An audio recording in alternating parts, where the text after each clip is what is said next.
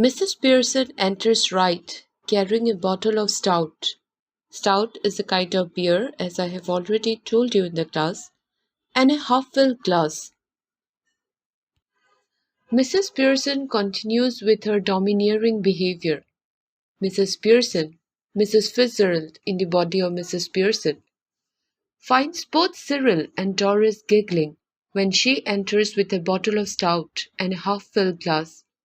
They failed at controlling their laughter, and Mrs. Pearson reprimands both of them for laughing without any reason and belittles them. Mrs. Pearson, coldly, you two are always talking about being grown up. Why don't you both try, for once, to be your age?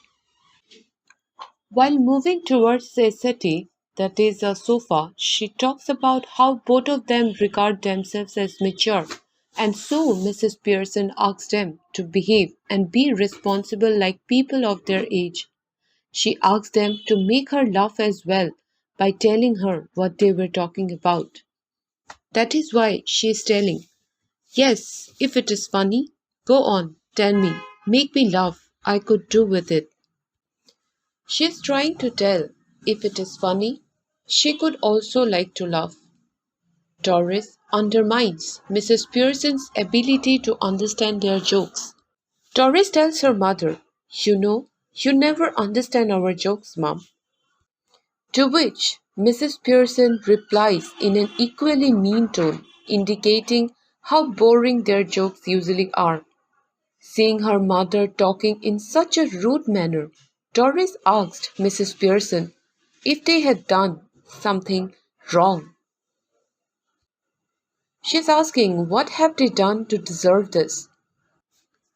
Mrs. Pearson tells them that it is actually her children's and her husband's behavior that bothered her the most. They always came, asked for something, and went as they wished without bothering to know whether she wanted to go out or how she was feeling.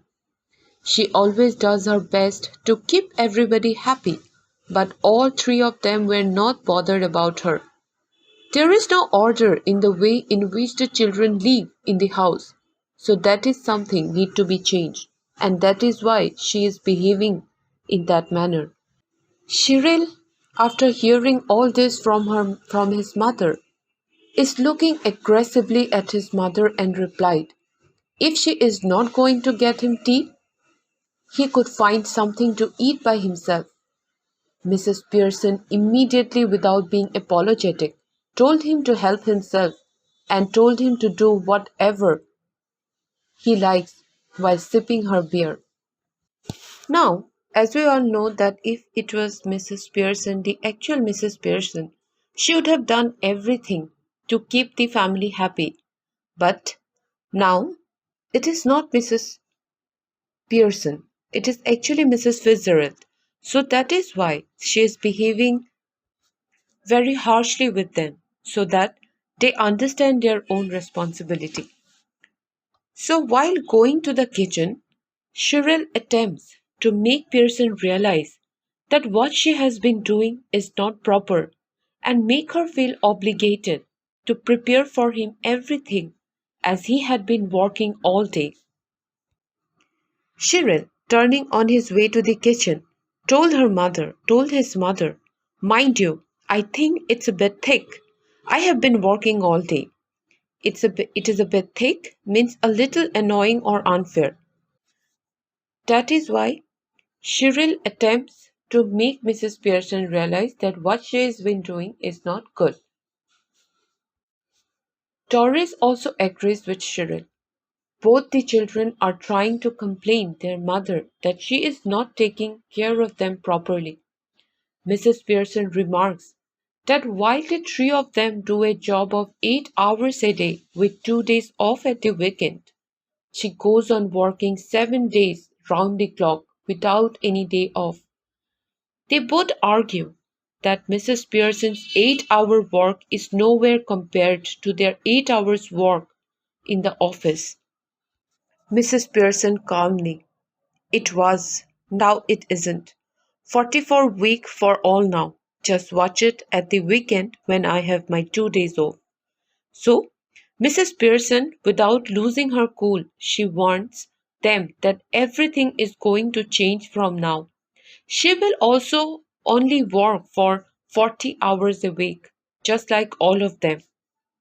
That means each day 5 hours for 5 days, and 2 days she will take off, and will also have 2 days off for the weekend. Doris and Cheryl get shocked, while Mrs. Pearson maintains her calm look. By hearing the mother's statement, Cheryl must grab something to eat. Looks as if I will need to keep my strength up. Cyril exits to the kitchen. Doris is really worried about what will happen if her mother takes a holiday on weekends. Mrs. Pearson very casually replied that she is not going to take off completely during weekends. Maybe she would do some work. She might do cooking or make a bed or two as a favor. Only if she is asked very nicely and thanked her for doing everything. The family members will have to pay attention to her and show care and concern. Mrs. Pearson has been doing all the work, and they here refers to the family members. They have not at all been thankful to her for doing everything.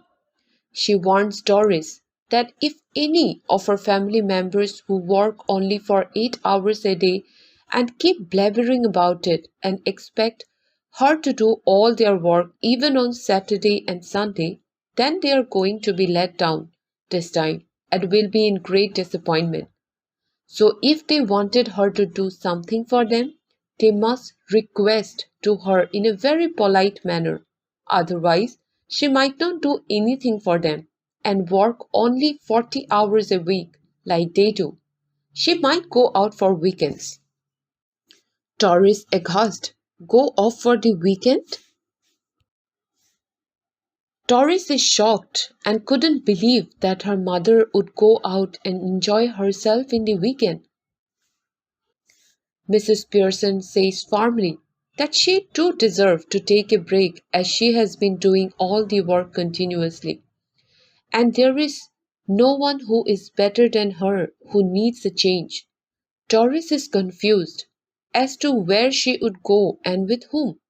Mrs. Pearson expresses that Doris has no business asking her all this because she never asks Doris the same stuff.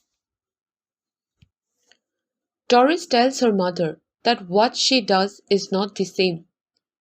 Mrs. Pearson told Doris not to ask her anything because she is older and having much more experience than Doris, and she knows how to take care of herself. Doris, did you fall or hit yourself with something?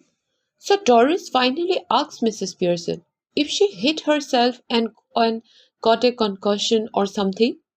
Bluntly, Mrs. Pearson replies that she is completely fine, but if Doris doesn't stop talking, then she might hit her with something for sure. Doris feels disheartened at her mother's strange behavior and begins to cry. Doris said, "Oh, this is awful." She begins to cry, not passionately. Mrs. Pearson asks Doris to stop acting like a child. She bluntly says that if she considers herself mature enough to go out with Charlie Spence, she should act properly at home as well. Then after this, George Pearson enters left. In the next video, we will see how Mrs. Pearson, who is actually Mrs. Fitzgerald, behave with her husband when he comes home. I hope you understand this video.